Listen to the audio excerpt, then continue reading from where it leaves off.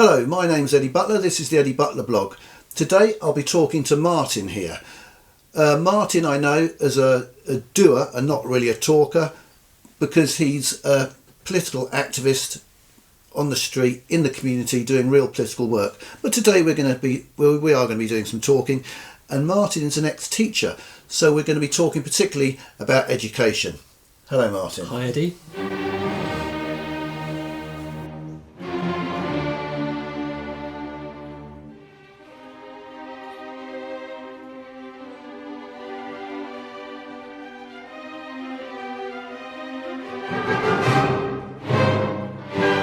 So Martin, tell us a little bit about your background in the teaching profession. Oh, well, thanks for having me on your blog, Eddy. Appreciate it. Yes, I've been a teacher for now 25 years. I taught in colleges of further education. My main subjects were history and sociology, and I enjoyed my career in teaching. I met lots of wonderful students and lots of professional and hard-working people, and it's been a great career for me. However, I wouldn't recommend it as a career for anybody these days, simply because of the workload and the political pressures on people. I left the teaching profession for those reasons about 1 year ago now, and so I'm happily not teaching anymore. Okay, now let's drill down into it a bit, and some of the things you mentioned there about the politics involved. In my long career, my misspent youth, this is one of the brochures that I was very familiar with, How to Combat Red Teachers. The impression, and there's even leaflets about it that are handed out at the school gate, how to spot a red teacher, right. A lefty communist teacher who had been indoctrinating our kids. And that's my sort of overwhelming impression about the teaching profession. Was that the impression you had when you were in it at all? Yeah, undoubtedly. I mean, I wouldn't stereotype all teachers as being Reds or communists or even socialists, but certainly most are. And many of them are very active in their various unions. They all attend progressive demonstrations. And I think, that's fine if they want to do that. But what concerned me during my time as a teacher was the kind of ideological manipulation of our young people in the classroom. I think that's something that we all need to be very concerned about. There is no question that most teachers are on the left, some of them are on the far left, and they make no bones about making their politics known within the classroom. And there's a great deal of subtle and sometimes not so subtle ideological manipulation of young people. Would you say that the left or far left teachers have a sort of stranglehold on the apolitical teachers who have to toe the line because the culture within the teaching profession makes them having to keep their mouths shut, basically? Is that fair? Undoubtedly. If you're a nationalist or a patriot or even a conservative, you're marginalised within the profession, particularly in the staff room where lots of discussions are always going on from a left-wing perspective. During the Brexit period, for example, people who were known Brexit supporters in my particular institution were marginalised, and some were sort of sent to Coventry. And so there's a real totalitarian culture within the staff room and within the teaching profession generally. And it manifests itself very clearly against those who have patriotic or nationalist views. So the Conservative Party, even under Margaret Thatcher, when they tackled many institutions, trade unions, the miners' union, and privatised many things within the country, they never really tackled the teaching profession, did they? The hold that the far left have on the curriculum and the whole profession. Yeah, did you find that? Yeah, that's a really good question, because people talk a lot about Thatcher and the Thatcherite revolution and all the changes that she made, in society. Some of those were quite good, I think, others were not so good. But the one thing that she didn't do is to deal with the kind of cultural Marxist stranglehold on the education system. And that is something that really needs to be addressed, and she should have addressed that. Because the education system is like a factory now. It's just output of all sort of cultural Marxists and people who are socialised into a left-wing liberal agenda, and they have such a hold culturally and ideologically on the education system that our children are going in and they're subject to this ideological manipulation, and it starts in primary school and it goes right the way through to university. Yes. So, yeah, do you think it was cowardice on the part of the Tories, or do you think they were their fellow travellers in with them, and that's why they were soft on it? Or what would you put it down to? I think that there were sorry, that was probably before. Was that before you were involved in the teaching profession? No, I was involved then. Okay.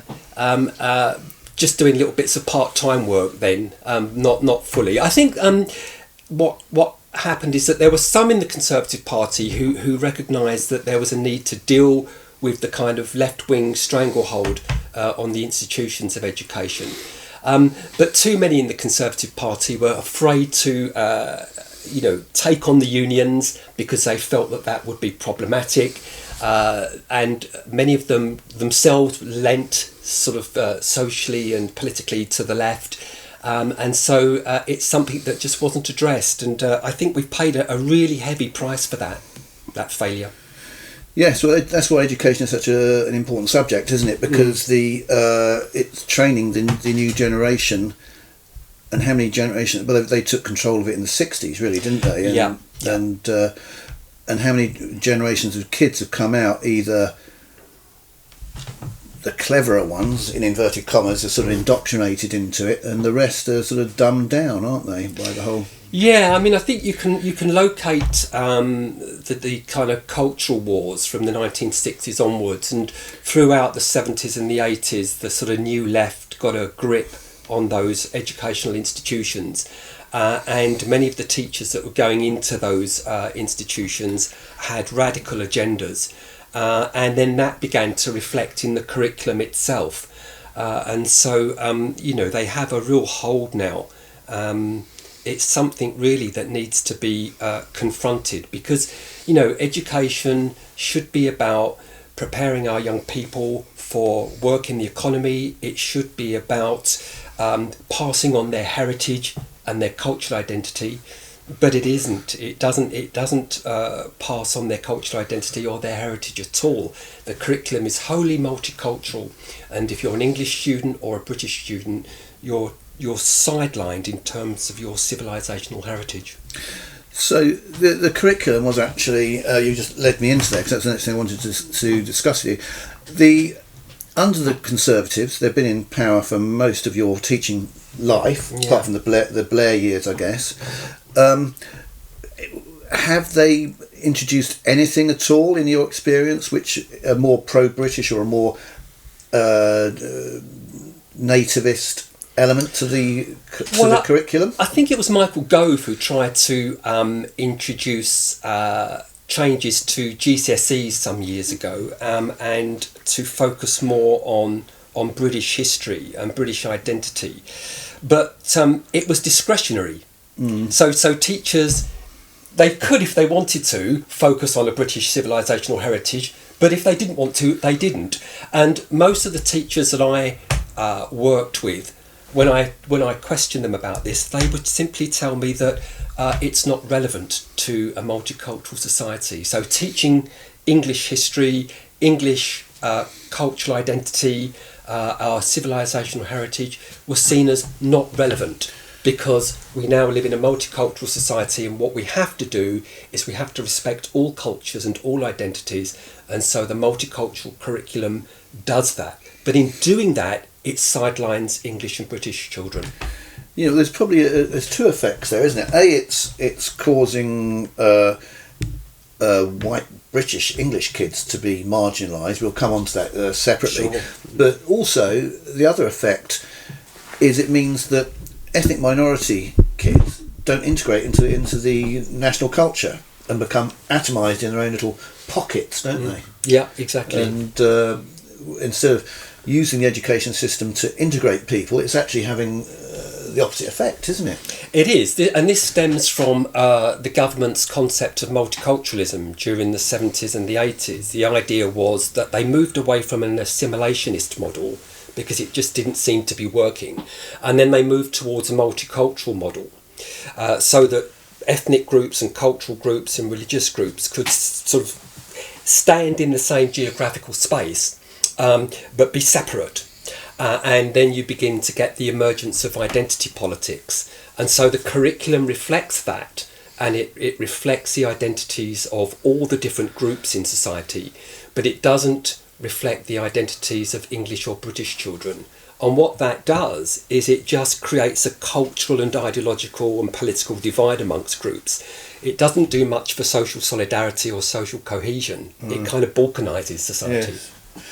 Yes, obviously, and that in a way shows how important the whole education system is, because it creates the succeeding generations of kids instead of uniting them into a whole, if that's possible. But it's clearly impossible if you promote every national identity apart from the native one. Yeah, I mean, I'm not sure that multicultural societies can work effectively anyway, but that's another subject. But, if I was a liberal and I was looking to try and create a society where there were strong levels of trust and social solidarity and social cohesion, I would certainly be wanting to make sure that all students were educated and socialised into the nation's story, into the nation's project. But it isn't, because they don't do that, because our story, our history, our civilization is said to be stained with colonialism, stained with imperialism, stained with racism, and our story is not seen as relevant to newcomers and ethnic minority children. Well, that's probably why the Tories haven't tackled it, I suspect, because to celebrate, as you just sort of indicated, to celebrate British cultural history and tradition, a big part of that was that we had the biggest empire the world's ever seen. Yeah. But the very fact that a lot of the first wave of migration here were people from the Commonwealth, indeed, implies that they're going to the mother country, that they saw it as the mother country, and by promoting a more unashamed British message, it probably would have integrated those people in a lot better, instead of feeding a sort of chip on shoulder attitude, Black History Month chip on shoulder type attitude. Do you think that? Yeah, definitely. I mean, I think that the first generation, provided that the numbers were kept pretty low, could have been assimilated into our society and into our culture and our history. The problem is that during the sort of 60s and 70s and 80s, you had the emergence of the New Left and a move away from teaching about our civilisational heritage because they saw it as somehow stained. They believed that England is the repository of racism, sexism, slavery and colonialism, and therefore that civilisational heritage needs to be trashed. Yeah. And then the curriculum now must reflect a multicultural society. It cannot just focus on an English heritage or an English identity. That's seen as discriminatory.